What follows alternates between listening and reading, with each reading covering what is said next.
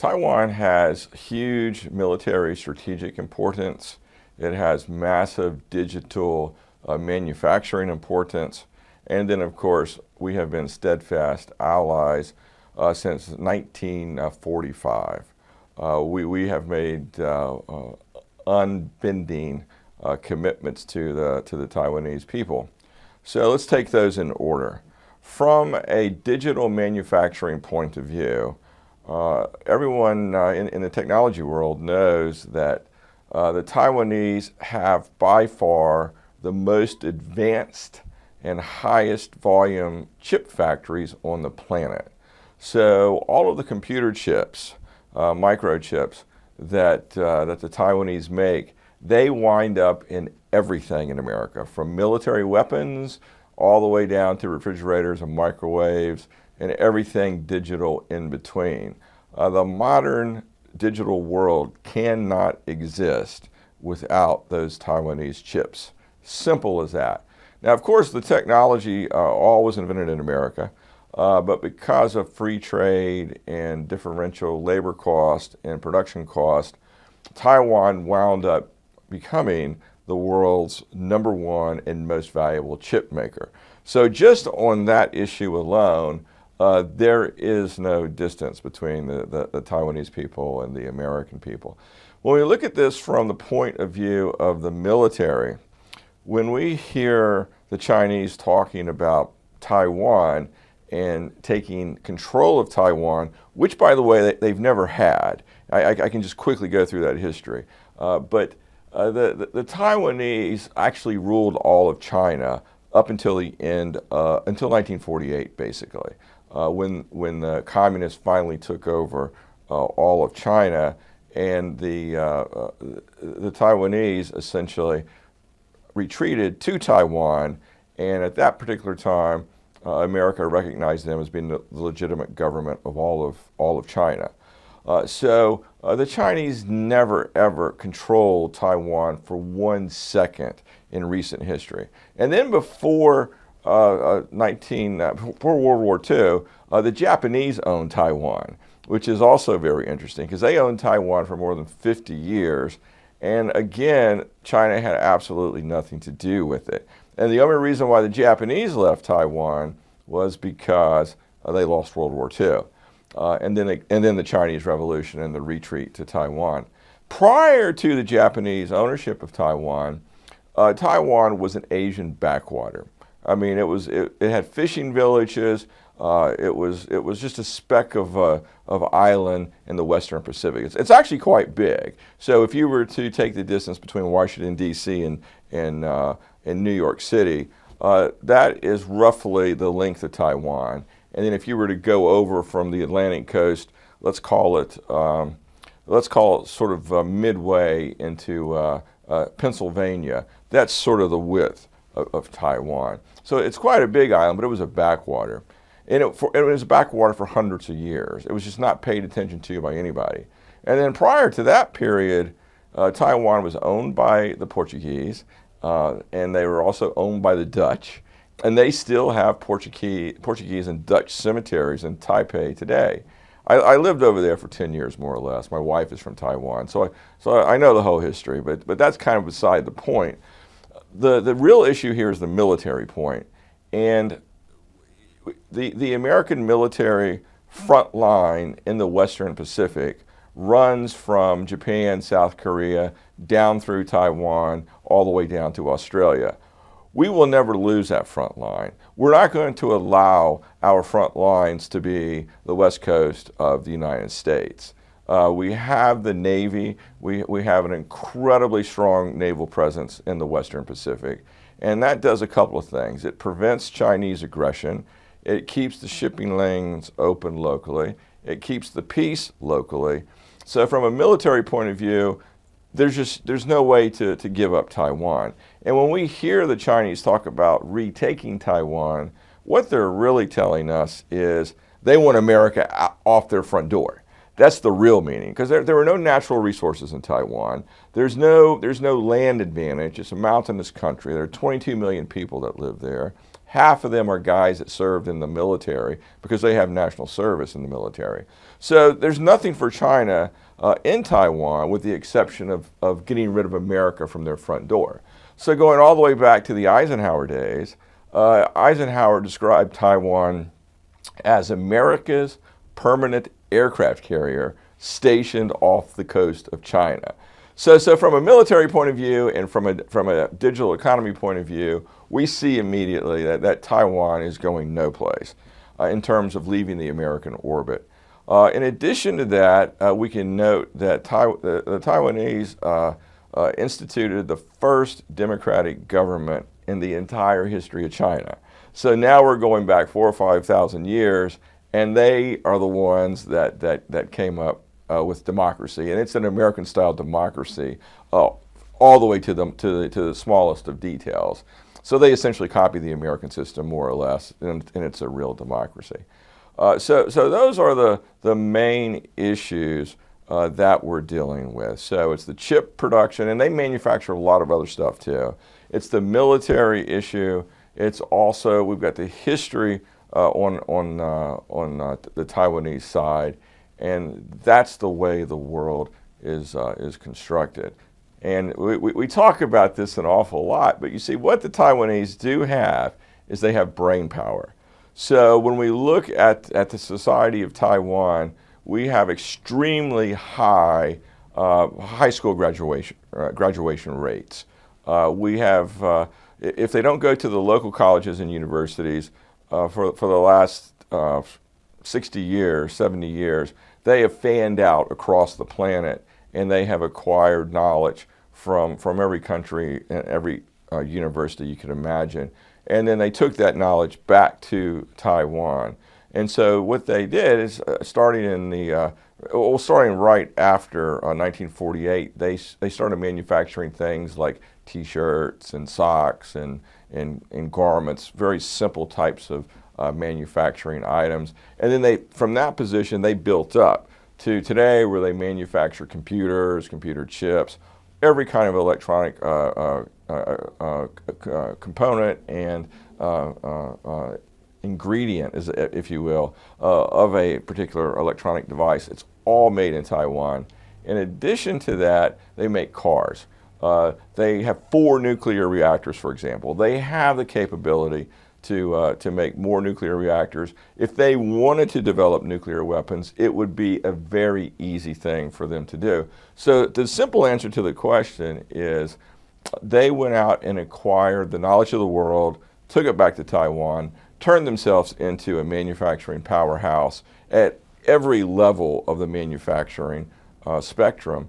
And then, of course, today they're right at the top with Japan and Germany and in America in terms of advanced manufacturing processes and products. So the Taiwanese, that's how they did it. Natural resources, they don't have oil. They don't dig stuff out of the ground. Like I mentioned, they were villages of fishermen for hundreds of years. So it was a very basic subsistence type of living. But they turned their brain power into their number one resource. Well, those are 2 very good questions. So we know about the Cuban Missile Crisis. Cuba is 90 miles off of Key West. So in the 60s and with Kennedy, the thought was we were not going to allow the Russians to build a nuclear arsenal on Cuba. Now, we need to dig a little bit deeper. Part of what happened in those days was symbolic politics, because in the submarine world, it is very possible for Russians to have stationed 10 dozen submarines off our east coast, 90 miles off the coast, 100 miles off the coast. And in fact, in the Cold War, this was the whole reason behind the airplanes. The folks have probably heard of the P-3s and the S-3s, but there were these very big submarine hunter type of airplanes, and they're based up and down the coast, and they're still used today. And they look like passenger jets, but when you look inside of them, it's nothing but wall-to-wall, front-to-back electronic tracking equipment. And their job is to track any submarines off the coast of the United States. And then the S-3s, my dad was a Navy pilot, and at the end of his career, he was in the S-3s, and they were basically four-seater airplanes, and they tracked and they were prepared at any moment's time to destroy submarines. So when you look at the Cuban Missile Crisis, there's the idea that, you know what? Wow, we don't want missiles in Cuba, but from a military point of view, it was really a non-issue because they could very easily set in submarines, which would have been much harder to find. But from a symbolic point of view, nuclear weapons on the land in Cuba was just a little more than people wanted to think about at that particular time. And then we know the result. Kennedy gave them a certain number of days. The Russians took the nuclear missiles out on top of their ship, so it was very easy to see. And that was the end of that, and it became a very important part of history.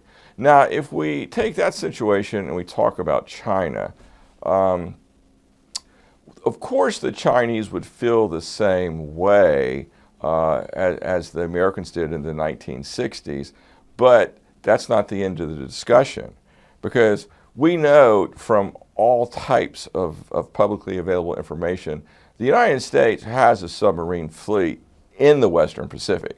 And every one of those submarines are carrying, 24, 48 or more nuclear missiles.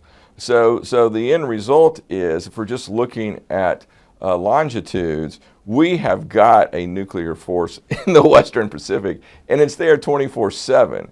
So the Chinese ought to be a little more worried about the submarines and then our missile fleet in Guam, for example, or in Okinawa, or in South Korea, because China doesn't get away from that. Let's just call it pressure, that military pressure, regardless of what happens to Taiwan. Now, in the event of a war, Taiwan would really be useful in terms of air bases. We did have air bases in Taiwan before, and as you probably know from looking at my other videos in the campaign, we will formally recognize Taiwan. In fact, we will go to the southwestern part of Taiwan, where my wife comes from. My wife's family owns a little beachside hotel. It's kind of smallish, sort of like a 12-room, 15-room small bed and breakfast type of hotel. It's facing China, but it's an absolute beautiful place. Been there many times, and we're going to hold that ceremony right there, and we are going to write all of the indecision and false turns that we've taken with Taiwan since 1948. And we're going to formally recognize Taiwan. And we're going to propose that we lease one or two of their air bases, because they have air bases on the eastern side of the island, basically on the American side of the island. And we will man those, and we will station military aircraft there, and we will continue to act like brothers for all the reasons that we talked about before. Now, in terms of the rest of the question, in terms of Taiwan's nuclear capability, there are actually several countries that have this capability. I mean, Japan is one, South Korea is one, Taiwan is one. All the Western European nations have the same technological ability. I mean, once the economy develops to a certain point where you've got a brain trust of engineers, of physicists, of people who are educated in the world of nuclear energy. The difference between nuclear energy and a nuclear bomb is a baby step. The issue about taking that baby step is more an issue of do they want to maintain the nuclear force? Do they want to suffer any political fallback? Do they really want to take a chance of increasing a nuclear exchange, for example? So those are more sort of political questions than technological questions. Now, most countries choose not to develop nuclear weapons simply because they look around their neighborhoods and it's like no point. They don't need them. You know, they're not getting any more security out of their military by having nuclear weapons. So specifically in the case of Taiwan, well, we know that if we could pull up a military map, and there are some that are publicly available, that actually shows where America has lots of its Western Pacific military force. Of course, it's constantly moving, but these maps that you'll find on Google and various China and American Western Pacific types of documentaries, you know, they very clearly shows the islands. It shows where we have military assets. And so on the nuclear side, there's really no point in Taiwan developing nuclear weapons because, number one, they can use what's called a porcupine defense to protect its island. And that basically means what's happening in the Ukraine right now, we just kind of ramp that up, you know, 1,000 times. You know, it's very hard to get onto Taiwan if you're trying to land the force because it's a mountainous country. So there are only a few places where the Chinese military could actually land, and but those are well defended.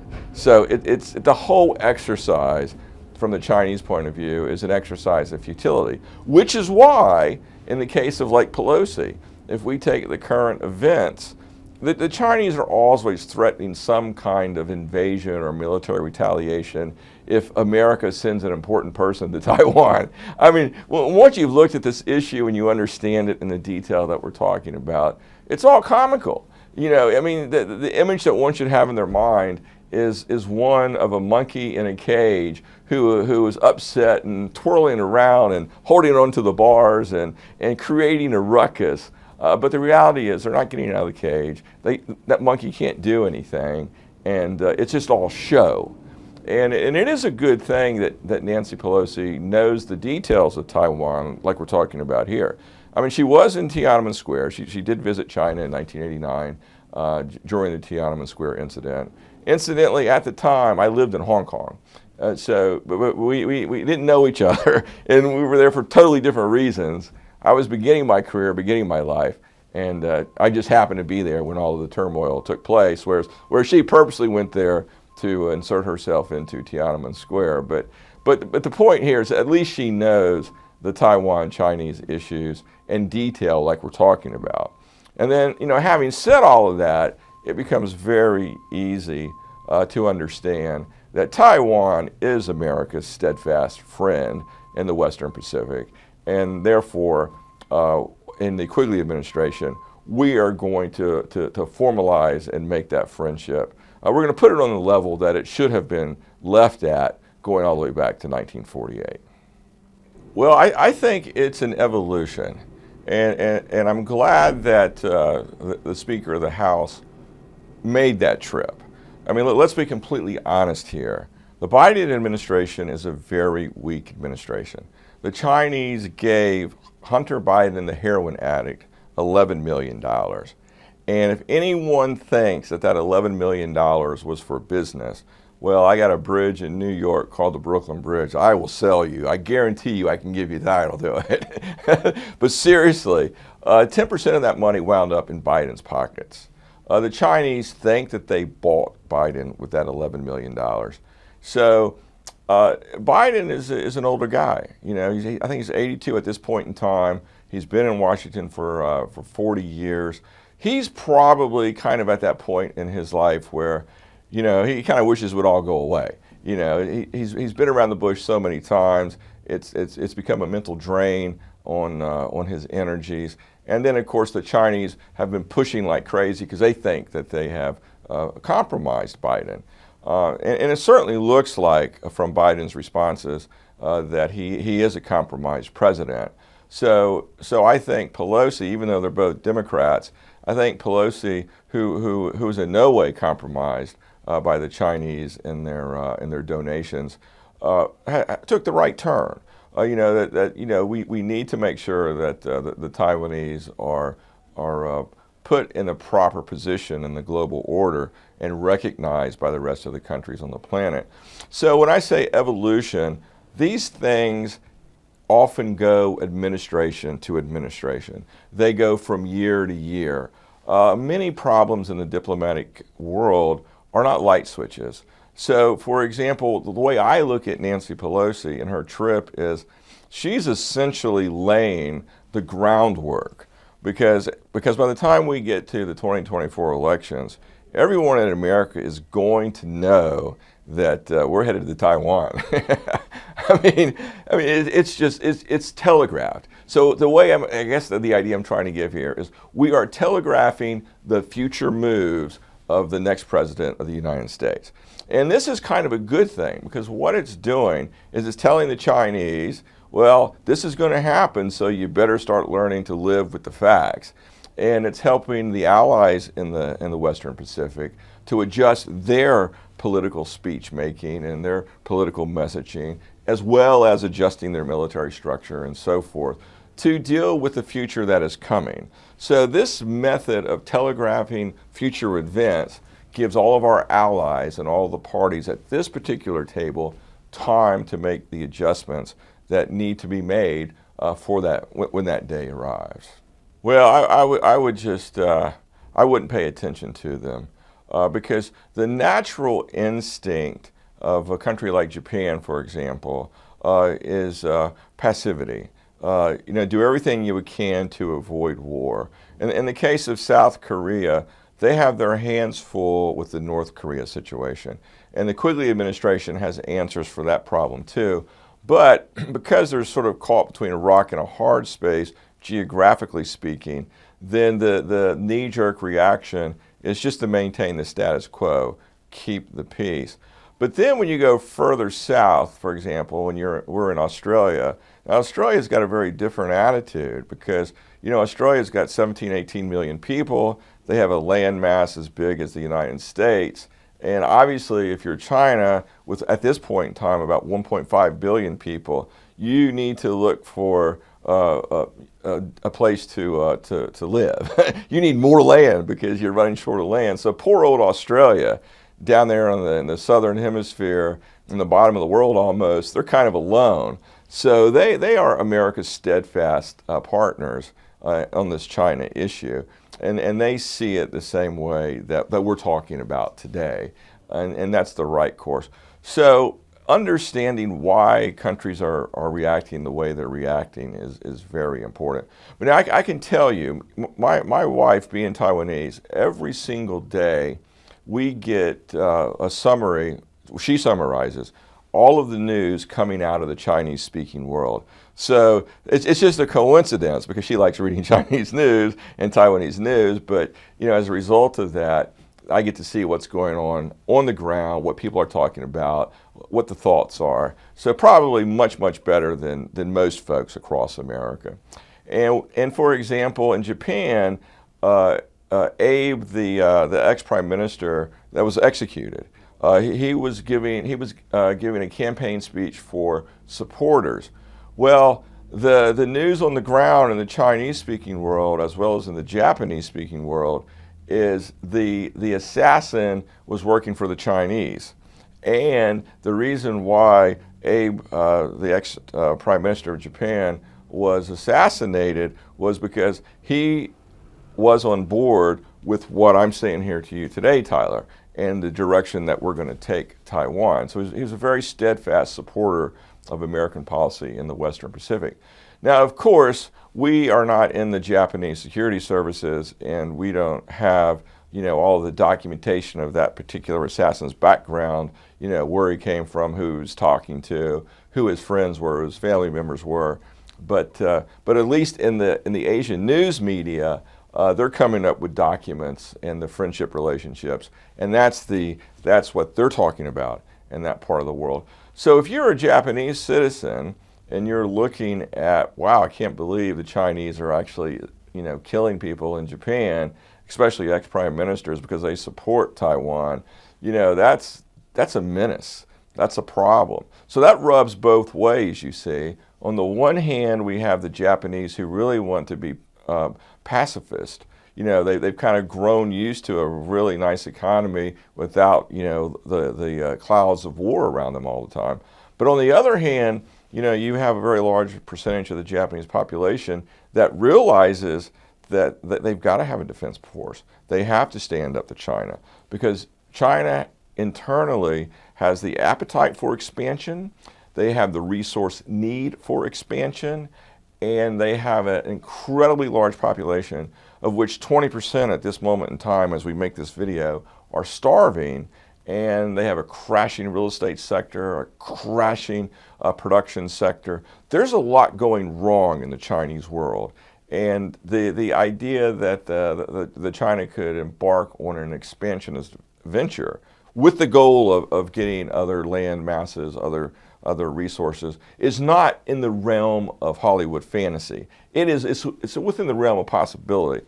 So the Japanese really, they have to come down on the side of holding the line, a very strong Western ally defense and position in the Western Pacific. So that's how that issue will ultimately fall out. But your question's good. It's a very insightful question.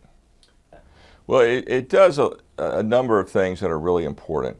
So, for example, they get a formal voting seat in the United Nations, and they can participate in every one of the United Nations bodies. Everything from global relief of poverty, the defense of the Ukraine, any issue that the United Nations deals with, Taiwan would have a voting seat and the ability to participate, as much or as little as they wanted to. That's one institution and one benefit. The same applies for the IMF, the World Bank. So they can help finance these human welfare projects around the world. They become full-fledged members of the international community. In addition to that, they will have better trade relationships with all of the countries in the world. So on the one hand, they're going to spend a lot more on their diplomatic corps because they're going to have to send ambassadors to every country on the planet. Now granted, they already have offices in all of the developed countries, and they even have a really nice office here in Washington, D.C., over on Wisconsin Avenue. But they are... or is that Connecticut Avenue? We'll have to double check that. Embassy Row. It'll come to me. It'll come to me in a minute. It is no, it's Wisconsin Avenue. It's Wisconsin Avenue, yeah. And they, but they don't call it the Taiwanese Embassy. So they always give a different name, which kind of lets people know it's Taiwan, but it's not formally a diplomatic embassy. So they get to participate in all the institutions. They have better trade relationships with all the other countries around the world, like the WTO. They can negotiate tariffs, for example. And in the process, they build more allies. And of course, by the same token, it blunts a bit of the Chinese influence, because the world of China is in no way like the world of the Taiwanese. One is a communist dictatorship, China. The other is a democratically elected governed society, Taiwan. So I often joke with my friends that, really, if we held a constitutional amendment around the country and we had to pick two places on the planet that would be perfect American states, the 51st and the 52nd American state, well, Taiwan would be 51, and perhaps Israel would be 52. Because their whole society, their mindsets, their history, their governmental structures are in line with what America is and what we stand for. So one can say there's a lot of symbolic value by formally recognizing Taiwan. But there's a lot of practical day-to-day value too, in terms of managing the international order, managing trade relationships, and just being a full-fledged member of the world of problem solvers. But when I was in Hong Kong, so I started law school in the British system, and I was in the University of London program, but they also had classes in the University of Hong Kong. So I happened to be in Hong Kong at the time, and I was a typical law student. And I was in the Hong Kong Law School library one day, and I was looking through some of their old law books. And of course I ran across all of the law books from China from the 4 different sectors, because some of the Chinese cities, the capital city, for example, they were divided into 4 sections. So essentially, China, in many respects, were divided between the 4 strongest powers of that day. Now, America was one of those powers. Okay, we actually owned a portion of China in that time period between 1850 and 1900, and we put courts. We put, American common law courts in China. The British put common law courts in China. The Germans put common law courts in China, and so forth. And so I found those law books. And, I remember spending a couple of days just out of curiosity.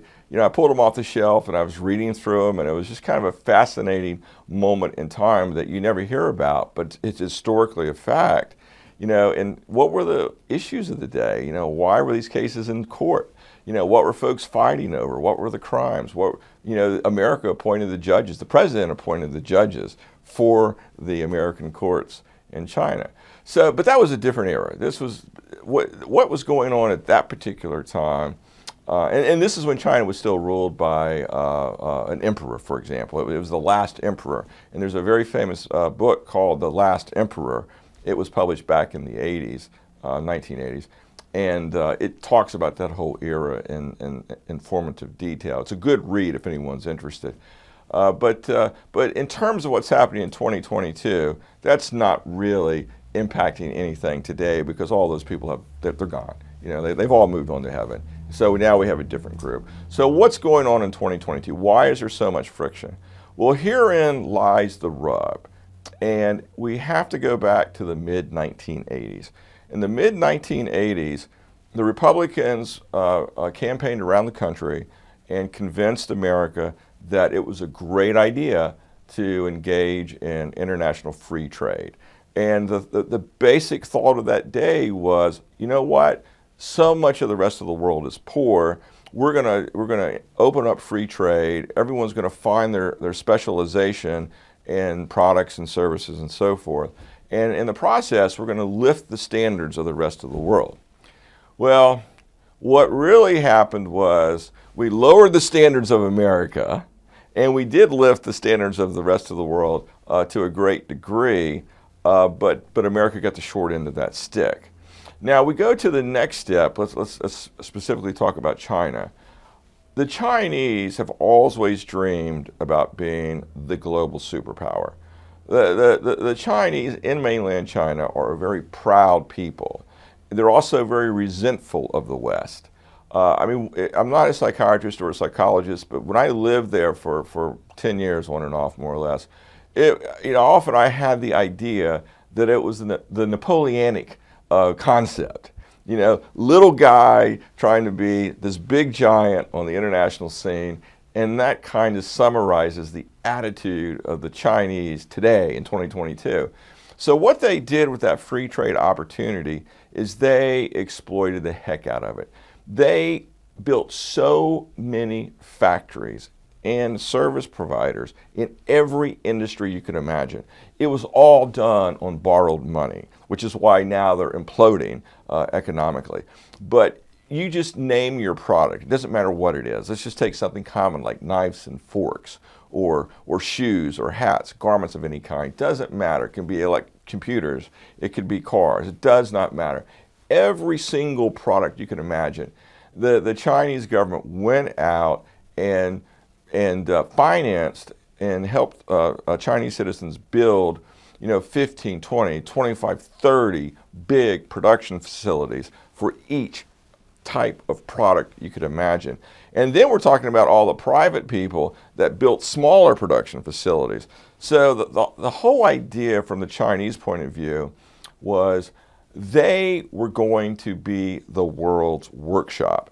And markets meant way more than profits, because obviously most of those companies never made profits, because what they were chasing was market share. And because the labor was so low, like in the mid-1980s and at the end of the 1980s when I showed up in the Asian world, the Chinese worker was making $600 a month if they were lucky. But in order to get that $600 a month, they were working 6.5 days a week. And the 6 days they were working 10 or 12 hours a day, and then the half a day, they were still putting in a good 6 hours, and they had that little bit of time off.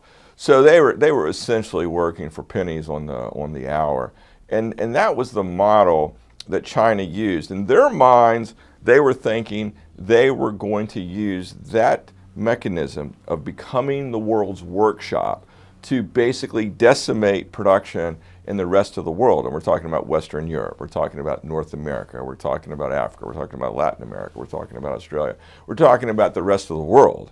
And that model persisted all the way up until the pandemic, which started in 2020, as everybody knows. So what happened in 2020 was everything had to shut down, starting with Wuhan in China. And at this point in time, dozens and dozens of Chinese cities have shut down, and some of them are still in lockdown. And places like Shanghai have been in and out of lockdown numerous times over this 2.5 year time period. But the key difference is the Chinese government did not have the money to give to anybody during the shutdowns. So essentially, the Chinese government told everybody to go home, stay home. They actually, in some places, they actually put boards over people's windows and doors. They basically sealed them inside their houses so they couldn't get out. They couldn't go shopping for food. They couldn't do anything. They were essentially, literally caged. Millions upon millions and millions of people. This has been going on for 2.5 years. But the government shut the economy down, and they did not give anybody compensatory money to help them through the process, partly because the Chinese government doesn't have the money to give. So now we have an imploding Chinese economy, but on the government and military side, they're still dreaming about being the global superpower.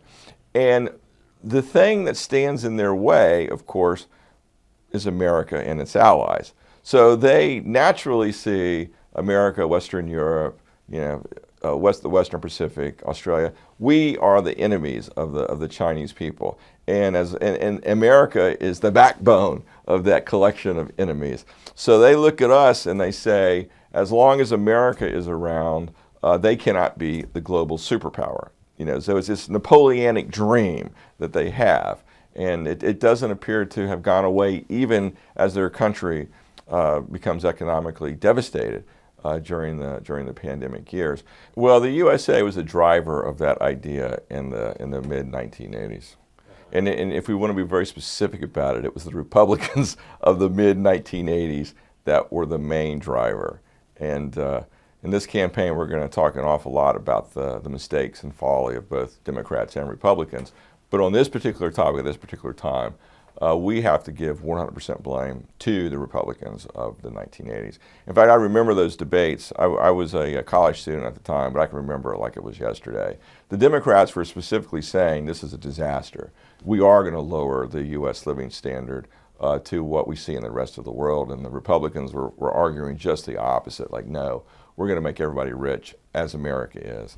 And we see what the result is. It did not turn out that way at all. America, in the mid-1980s, American manufacturing was 22% of the economy. American finance was 11% of the economy. Today, in 2022, those numbers are reversed. Manufacturing in the U.S., which is mostly very high-end stuff, like airplanes, ships, military stuff, that is 11% of the U.S. economy, where finance has become 22% of the U.S. economy. So they've actually flipped in this time period. And finance is not so far from Las Vegas and gambling in today's world. So we got to reform that area.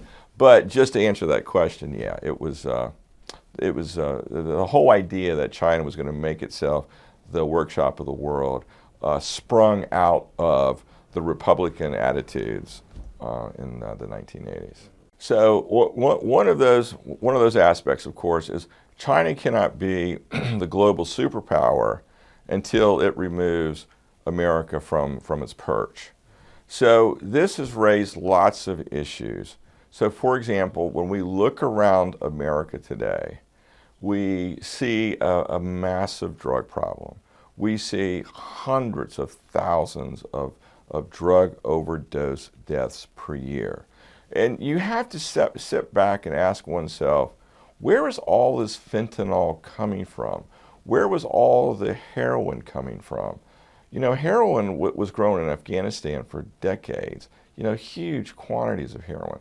Fentanyl is something that has to be manufactured. Let me share a little bit of history with our voters. In the Chinese world, there was something called the Opium Wars in the 1800s. The Chinese refused to trade with the British because if we look back in history, in the 1800s, the Brits were the superpower of the world. There were these old sayings that the sun never set on the British Empire. Someplace, somewhere on the planet, was always in the sun because England had so many territories and colonies around the planet. And in the 1800s, the British wanted Chinese tea and they wanted Chinese spices. But the Chinese emperors refused to trade with the Brits because they viewed everybody outside of China as being barbarians, you know, not worthy of their time. History is a different issue. But what the Brits did is they started smuggling heroin into China. So if you Google Chinese opium dens, you will often pull up some of these pictures from the original days of pictures, and you will see, you know, the Chinese with very long, you know, black hair and ponytails and these very long pipes, and they would essentially become heroin addicts, and they would hang out in these heroin dens, and this spread throughout the society. And what it was doing is the Brits were getting Chinese silver, and they were weakening the Chinese economy, and the ultimate result was Britain acquired Hong Kong and what's called the Opium Wars. And so the Chinese to this very day have a very strict view of drugs. That part of history somehow has not washed out of their minds. So if you take the typical American heroin addict, okay, just randomly go to your part of town where drug addicts are hanging out and just randomly pick, you know, some guy or some gal up and frisk them and find out how much drugs they have in their pockets.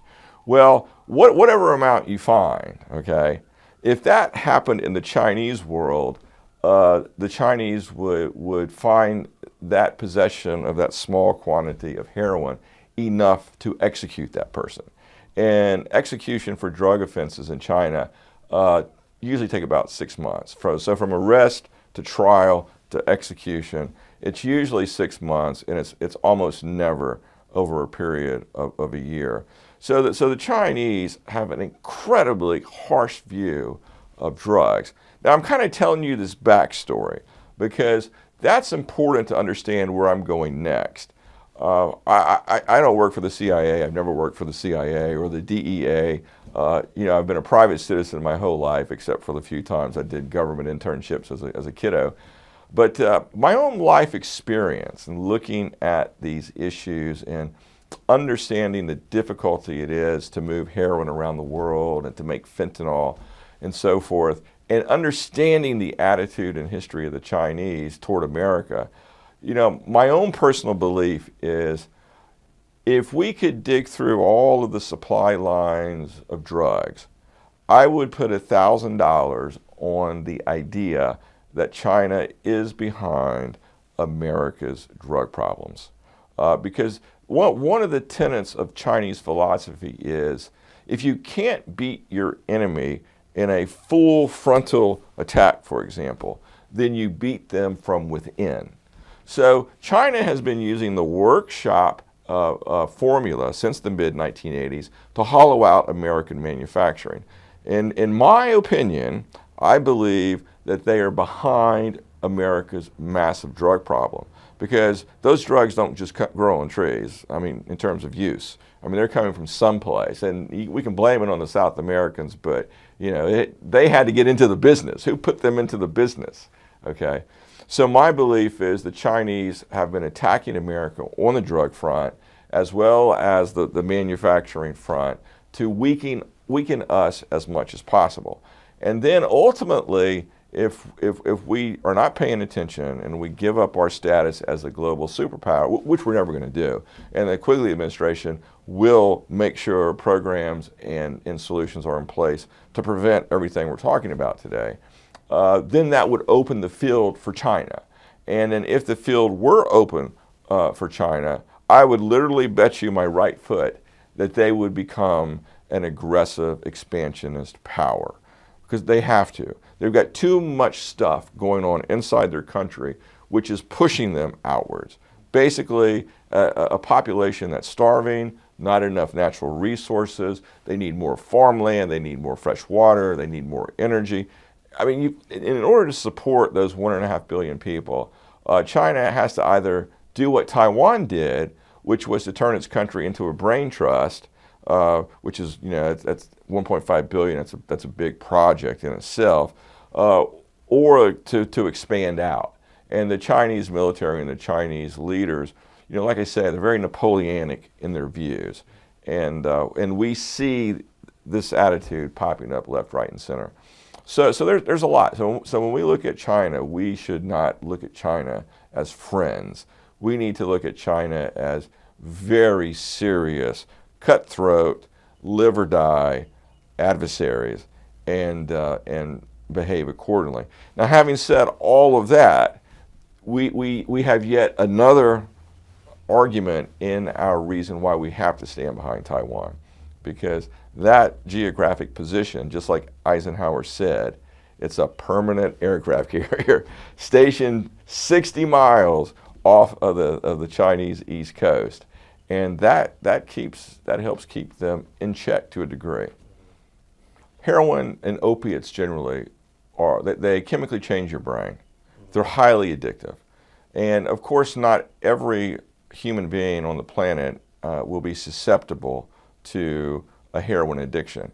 But everybody on the planet, if you start taking heroin today, on the one side of the spectrum, if the highly addictive person who has the right chemistry, let's put it that way, the drug-aligned chemistry in their brains and body, they only need to take it one time, and then all of a sudden they're addicted to it. But then on the other side of the scale, you've got the guy who's got a very healthy body chemistry, who not only psychologically but physically they are way less prone to become a drug addict. Even that strong person, if you give them heroin for a week or two, they too will become addicted. So the opiates in the heroin situation is a question of, if you're a drug dealer, the whole idea is, they're lacing people's joints or pot or other prescription drugs, or all kinds of pills you can buy on the street. I'm not a DEA guy. I'm just kind of speaking generally because I know what's happening.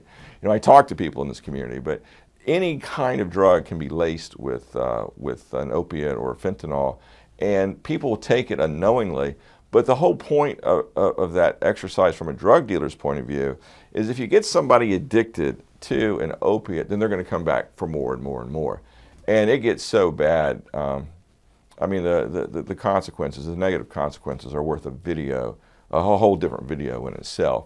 But so that's the answer to the question. Yeah, there's a demand. There might be a demand in the very beginning based upon curiosity, I guess is a simple way to say it. But very, very quickly, that demand goes from being curiosity-based to extremely hard to beat, chemically addictive state. And then you get all the negative consequences. So I would by no means, point the blame on, open-minded, curious, liberal Americans. Of course, most Americans are going to disagree with that statement. They're going to say, well, hey, no one forced them to take it. But the fact is, a lot of them became addicted through prescription drugs. The doctor did write a prescription for a painkiller. And a lot of them were duped into trying it, at some college party or some high school party. And a lot of them were, in fact, foolishly inquisitive. But when you start slicing the issue, it's way more nuanced than just that general idea. They don't amount to a hill of beans. The reality is, when one is the president of the United States, we have to go through the issues that we talked about at the beginning of the video and figure out where, in fact, is America's best interest on that issue.